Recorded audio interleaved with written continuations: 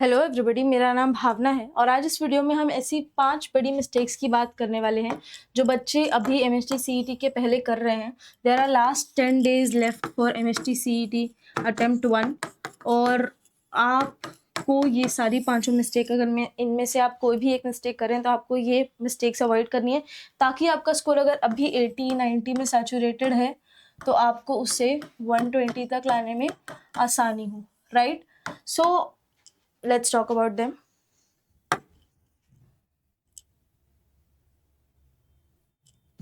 So mistake number 1 is starting new chapters in last 10 days.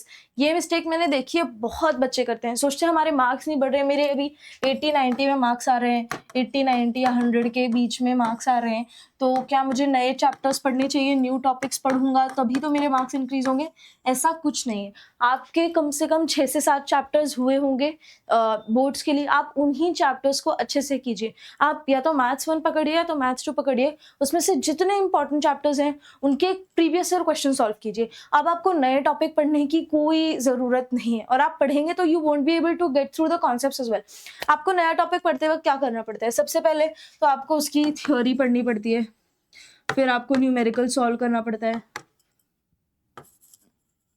Then you go to previous year and then you solve its test. तो ये बहुत लंबा process होता है, इसमें बहुत टाइम लगता है। तो आप अभी कोई भी एक 4-5 नए टॉपिक भी पढ़ेंगे ना, तो आपका जो पहले की चीजें जो आपने पहले बोर्ड्स के लिए पढ़ी है, आपने जिसके प्रीवियस ईयर क्वेश्चन सॉल्व किए हैं, जो मॉक टेस्ट एनालाइज किए, वो सब वेस्ट हो जाएगा। बिकॉज आपने जितना पढ़ा हुआ है उस पे आपको एमएसटी सीटी देना है। अब कोई भी नया टॉपिक पढ़ने की जरूरत नहीं है, and this is very very important. I am telling this to you कि आपको अभी कोई भी नया टॉपिक, नया चैप्टर नहीं पढ़ना। What students do, what you guys do is they try to learn one more chapter just in case, watching long theory videos for 3 days before the exam. They open new books and refer new material. कोई आपने one shot देख लिया, उस पर कोई नए notes available है, आप उसको रेफर करने लगे? नहीं। अब आपने जो पढ़े हुए चैप्टर्स भी हैं उनके शॉर्ट नोट्स जो भी आप रेफर करते हैं बोर्ड्स के टाइम और सीईटी के लिए, आपने जो भी बनाए हैं सिर्फ वही रेफर करना है आपको। You can not go to another chapter, you can not go to another notes, you can not go to new chapter, right? So a new topic takes at least 3 to 4 days to master, वो भी आप एकदम dedicatedly सिर्फ वो subject का वो topic पढ़ रहे हैं तो। Now you will only remember 10 to 20% of it while forgetting what you have already known, and this will give you anxiety. This will give you anxiety कि अरे ये टॉपिक तो मैंने अभी 4 दिन पहले पढ़ा है, इसका क्वेश्चन मैं कैसे रॉन्ग कर सकता हूँ या कर सकती हूँ एग्जाम में? So this is what is gonna be giving you anxiety, अगर वो उसका उस चैप्टर का क्वेश्चन अगर पेपर में आ गया तो, और जरूर आएगा ही आएगा बिकॉज हर चैप्टर से क्वेश्चन आता है, राइट? तो अभी आपका टारगेट क्या होना चाहिए एक डिसेंट स्कोर करने के लिए? 25-25-50 आपका ये टारगेट होना चाहिए। आप 100 मार्क्स स्कोर कर लीजिए, एवरेज आपके 95 से 92 के बीच में परसेंटाइल बनेगी, ठीक है? फर्स्ट अटेम्प्ट इतना डिफिकल्ट होने वाला नहीं है, इजी होने वाला है, तो ज्यादा स्ट्रेस मत लीजिए। 25+, और मैथ्स में 50+ आप स्कोर कर लीजिए। This would be a safe score for you, right? अच्छा स्कोर हो जाएगा। उसके बाद how much marks you want to lose? abhi you will lose a lot of marks if you study a new chapter. So the whole motto of this slide was कि अभी आपको कोई भी न्यू चैप्टर स्टार्ट नहीं करना है। Mistake number 2 which students usually do is mock test without analysis. ये तो मैं चीख कर कब से कह रही हूँ कि mock test are very important, ये तो इंपॉर्टेंट है ही, but its analysis is way more important, ठीक है? ये बहुत ज्यादा इंपॉर्टेंट है, एनालिसिस करना बहुत ज्यादा इंपॉर्टेंट है। अगर आपने मॉक टेस्ट दिया, आप मॉक टेस्ट दे रहे हैं, आप हर रोज एक मॉक टेस्ट दे रहे हैं, कोई फर्क नहीं पड़ेगा, आपका स्कोर उसी ब्रैकेट में सैचुरेट हुआ रहेगा, it won't increase. Why? Number 1, आप एनालाइज कर नहीं रहे, आपकी क्या मिस्टेक है, आपको याद नहीं आपकी क्या मिस्टेक है, आपकी स्पीड नहीं बढ़ रही, कुछ नहीं हो रहा, you just sitting and solving questions, आप उनको देख भी नहीं रहे, उसका कोई मतलब नहीं है। Analysis is of utmost importance. What you guys do is you give one mock test, check the score, feel happy or sad and move on to the next mock test. कुछ बच्चे ऐसे भी होंगे जो मॉक टेस्ट सब चिल्ला रहे हैं, तो दिन में 2 मॉक टेस्ट दे रहे होंगे, पर एनालिसिस पूछो तो एक का भी नहीं। This is very wrong. आपको दिन में बस एक मॉक टेस्ट देना है, और अभी से 1 हफ्ते तक, यानी एमएसटी सीईटी के 3 दिन पहले तक आपको रोज एक मॉक टेस्ट देना है और उसको एनालाइज करना ही है, ठीक है? सुबह उठना है, रिविजन करना है, मॉक टेस्ट देना है, एनालाइज करना है, रिविजन करना है, राइट? कोई नया चैप्टर नहीं पढ़ना और मॉक टेस्ट को एनालाइज किए बिना सोना नहीं है। एक छोटी सी मिस्टेक डायरी बनाई है, मैंने आपको पहले के वीडियोस में भी बता रखा है कि आपको एक मिस्टेक डायरी बनानी है, उसको रोज रात को सोने से पहले पढ़ना है और रोज टेस्ट देने से पहले पढ़ना है, जब भी आप टेस्ट देने बैठेंगे, right? A mock test without analysis just practice of mistakes. Exactly, practice of mistake है। आप एक मिस्टेक कर रहे हैं, आप उसी की प्रैक्टिस कर रहे हैं और दूसरी बार सेम मिस्टेक कर रहे हैं, तो क्या मतलब है? तो आपको ये समझना है कि एनालिसिस से क्या होता है, आपको पता चल जाता है कि कौन सी टाइप की मिस्टेक है। आप फॉर्मूला भूल गए, आपका कैलकुलेशन मिस्टेक हो गया, आपने सब्स्टिट्यूशन में मिस्टेक की दी, आपको फॉर्मूला याद नहीं आया, रिविजन गैप है, ठीक है। तो all these mistakes you can categorise और आप बाद में उस पर वर्क कर सकते हैं, राइट। ऐसे ही तो आपका मार्क्स बढ़ेगा, नहीं तो सिर्फ मॉक टेस्ट देके क्या फायदा है, ठीक है। How much marks will you lose, each repeated mistake can cost you 4 to 8 marks. 4 से 10 मार्क्स भी बच्चों के लूज होते हैं, ऑफकोर्स, बिकॉज आपको पता ही नहीं आप किस टाइप की मिस्टेक कर रहे थे, पहले आप पेपर में भी जाके भी मिस्टेक करेंगे, right. So it's very important कि you analyse your mock test, right. Mistake number 3 which students do is ignoring chemistry. अभी सब बच्चे क्या करेंगे, सब बच्चों को पता है कि 50 मार्क्स का फिजिक्स आता है, 50 मार्क्स का केमिस्ट्री आता है, 100 मार्क्स का मैथ्स आता है। तो अभी बच्चे सिर्फ मैथ्स और फिजिक्स करने लगेंगे और केमिस्ट्री बोलेंगे केमिस्ट्री तो पूरा थ्योरी है, मैं उसको बाद में रिवाइज करूंगा, ठीक है।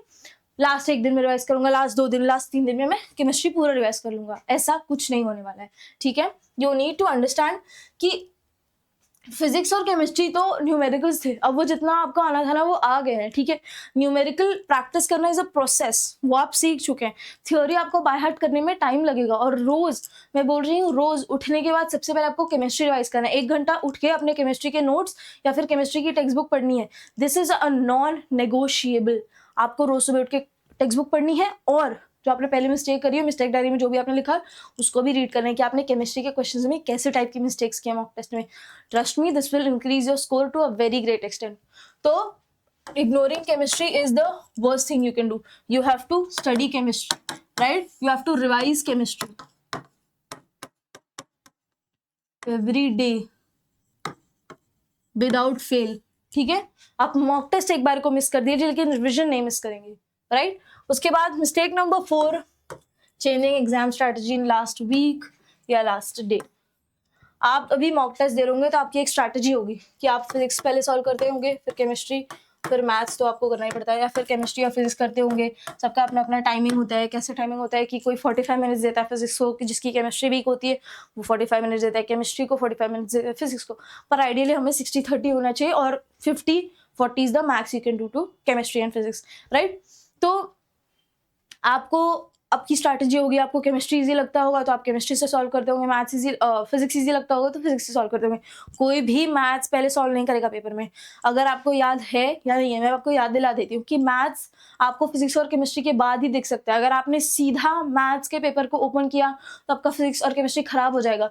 सब प्रोफेसर, सब ट्यूटर्स इतना चिल्लाते हैं, हर साल चिल्लाते हैं, और हर साल बहुत सारे बच्चे मिस्टेक करके आ जाते हैं जो गाइडेंस सेशन नहीं देखते, जो प्रोफेसर्स की बात नहीं सुनते, वो पहले मैथ सॉल्व करने चले जाते हैं और फिजिक्स और केमिस्ट्री में 0 marks. Okay, so they are scored be out of 100, out of 200 में से स्कोर होना चाहिए था, बट आउट ऑफ 100 होगा, right. So it's very important कि आप प्रोफेसर्स की बात सुने, आप टीचर्स की बात सुने, ठीक है। तो आपको अपनी स्ट्रैटेजी लास्ट वीक में चेंज नहीं करनी है। आप जैसे मॉक पेपर सॉल्व करते हैं वैसे ही करना है। किसी भी नए ट्यूटर की बात, किसी भी नए यूट्यूब स्ट्रैटेजी की बात नहीं सुननी है। जो आप स्ट्रैटेजी अभी तक मॉक टेस्ट में फॉलो करते आए हैं आप वो कीजिए, because the tutor is not going to be writing your paper going in exam. आपको खुद का पेपर खुद लिखना है, राइट। सो अपनी स्ट्रैटेजी आपको लास्ट वीक में बिल्कुल चेंज नहीं करनी है। Your strategy should be the same. आप जैसे भी पेपर सॉल्व करते हैं, आप पेपर को 2 राउंड में सॉल्व करते हैं या फिर 3 राउंड में। आइडियली ऐसे होता है कि आपको पेपर को 2 राउंड में सॉल्व करना होता है। पहले आप सब इजी क्वेश्चंस अटेम्प्ट कर लेते हैं जितने भी आपको लगते हैं। फॉर एग्जांपल मैं तो फिजिक्स से स्टार्ट करती थी, मेरा फिजिक्स वाज द स्ट्रेंथ, तो मैं फिजिक्स का क्वेश्चन पेपर खोलती थी, फिजिक्स में सारे इजी वाले क्वेश्चन। उसके बाद जो भी डिफिकल्ट वाले क्वेश्चन जो मैंने मार्क किए होते हैं, जो मुझे करने हैं, वो मैं नेक्स्ट राउंड में करती थी, right. So this was my strategy. कुछ बच्चे 3 राउंड में करते हैं कि कुछ इजी क्वेश्चन होते हैं जो देख के हो जाते हैं, तो पहले 10 मिनट में वो सब थ्योरी वाले जो भी 5-6 क्वेश्चन आते हैं फिजिक्स में वो कर लेते हैं। नेक्स्ट राउंड में जो उन्हें आते हैं, उन्हें पता है वो सॉल्व कर सकते हैं, पर थोड़ा सा टाइम लगेगा, 1 मिनट लग सकता है एक क्वेश्चन को, ठीक है। वो वाले क्वेश्चन सॉल्व करते हैं। और फिर लास्ट में जो डिफिकल्ट क्वेश्चन होते हैं, जो बन भी सकते हैं नहीं भी बन सकते, जो सॉल्व हो भी सकते हैं और नहीं भी हो सकते, वो वाले क्वेश्चन वो लास्ट में करते हैं, ठीक है। तो ये स्ट्रैटेजी होती है सबकी। Now mistake number 5 is, this is the most trivial mistake which students do, but a lot of students pay a very big cost to it. Now only 10 days are left for your exam and nobody, mind you, जो भी बच्चा ये video देख रहा है आज से वो रात को 11 बजे सो जाएगा, ठीक है। 11 इज द मैक्स। आपको 10 बजे सोना है, आप 10 बजे सो जाइए, ठीक है। जितना जल्दी आप उठ सकते हो उतना अच्छा होगा आपके लिए। आई am telling you why. Board में मेरे साथ क्या हुआ था, बोर्ड्स में I was a night out, मेरे बोर्ड्स के टाइम, ठीक है। तो बोर्ड्स के टाइम मैं 2-2 बजे तक अपने बोर्ड्स की पढ़ाई करती थी और सुबह 9 बजे मुझे सेंटर पे पहुंचना है, यानी मुझे 8, साढ़े 7, 8 बजे तक उठना है, रेडी होके फिर जाना है। तो मेरा स्लीप शेड्यूल मेरा ऐसा था कि मैं 10 बजे तक उठती थी रेगुलर डेज में, तो मेरा काफ़ी पेपर हैम्पर हुआ बोर्ड्स के टाइमिंग पे, और ये मिस्टेक मैंने सीईटी के टाइम नहीं की। इट्स वेरी इंपॉर्टेंट कि आप अपनी स्लीप साइकिल को सही करें। आप बिल्कुल कॉफ़ी चाय जो भी आप शाम के टाइम छोड़ दीजिए, ठीक है। इट्स वेरी इंपॉर्टेंट कि आप अपना स्लीप शेड्यूल फिक्स करें। आपको रात को पढ़ने का मन होता है, ठीक है, पढ़ लिया जितना पढ़ना था, अब सुबह दिन में पढ़ के खत्म कीजिए और शाम को सो जाइए। सो इट्स वेरी इंपॉर्टेंट कि you should not study till 2 AM और 3 AM, बिल्कुल भी नहीं। आज से आपको अपना स्लीप शेड्यूल फिक्स करना है, कुछ भी हो जाए यू विल। मुझे पता है पहले 3-4 दिन आपको नींद नहीं आएगी, but waste that time, because this is the time जो आपको आगे मिलने वाला है, जो पेपर में आपको काफी फायदा करेगा, right. So you have to sleep at 11 PM। I am telling you 11 PM के बाद कोई भी जागेगा नहीं, एवरीबडी स्लीप। अपना फोन बंद कर दीजिए, सब कुछ बंद कर दीजिए, बस केमिस्ट्री की बुक्स लेके बैठ जाइए, बेड पे लेट के उसको रिवाइज करते रहिए, आपको अपने आप नींद आ जाएगी। वैसे भी पढ़ते वक्त बहुत नींद आती है ना आप लोगों को, तो वो बुक लेके आप लेट जाइए, you will feel sleepy, okay. थोड़ा टाइम लगेगा, 12 बजेगा, 12:30 बजेगा, बट ग्रेजुअली आपकी स्लीप साइकिल फिक्स हो जाएगी। अभी भी 10 दिन है, तो आप अपनी स्लीप साइकिल फिक्स कर सकते हैं, ठीक है, वरना पेपर में आपको बहुत बड़ा कॉस्ट पे करना पड़ेगा। यू डू नॉट नो आपको कौन सी शिफ्ट मिलने वाली है, इसलिए अगर आफ्टरनून शिफ्ट मिल गई तो आप बच जाएंगे, बट अगर मॉर्निंग शिफ्ट मिल गई तो you are sued, right. So these were the 5 mistakes. पहली मिस्टेक की स्टार्टिंग न्यू टॉपिक, कोई भी नया टॉपिक स्टार्ट नहीं करेगा। मॉक टेस्ट एनालाइज करना है सबको, सबसे इंपॉर्टेंट चीज। केमिस्ट्री को इग्नोर नहीं करना, रोज सुबह उठ के 1 घंटा केमिस्ट्री की बुक रीड करनी है, बुक या फिर नोट्स।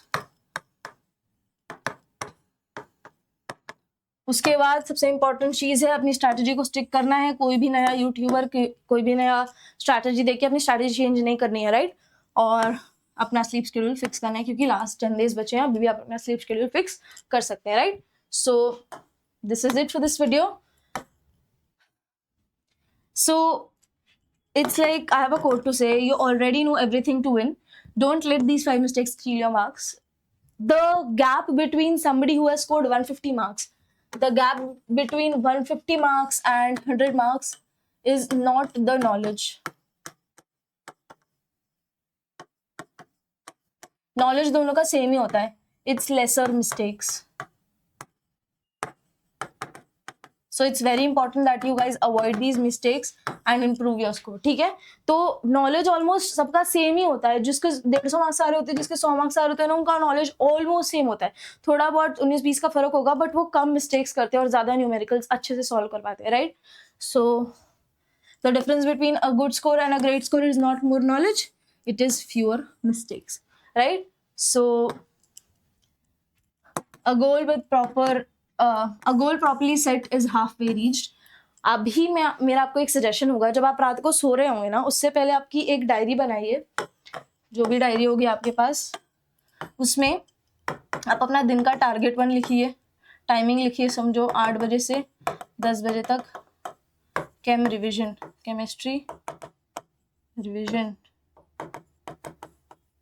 उसके बाद आपको आपका मॉक टेस्ट देना होगा, तो दीजिए जो भी है टारगेट 2, 12 टू जो भी आपका, अगर 11 बजे से 2 बजे तक 1:30 तक आप अपना फिजिक्स रिवाइज करना चाहते हैं, फिजिक्स। उसके बाद आपको 2 बजे से 5 बजे तक मॉक पेपर देना है, ठीक है। तो आपको अपना डे है ना रात को डिसाइड करके रखना है, रादर देन वेकिंग अप और सोचना कि मैं सबसे पहले क्या पढूं।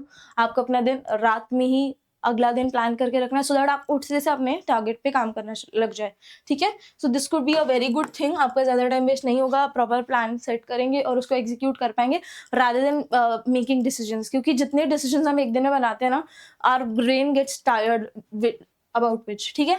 So thank you so much for watching up until now. Keep learning, most importantly keep revising. Now is the time to revise things, right? So stay high on revision. Thank you so much.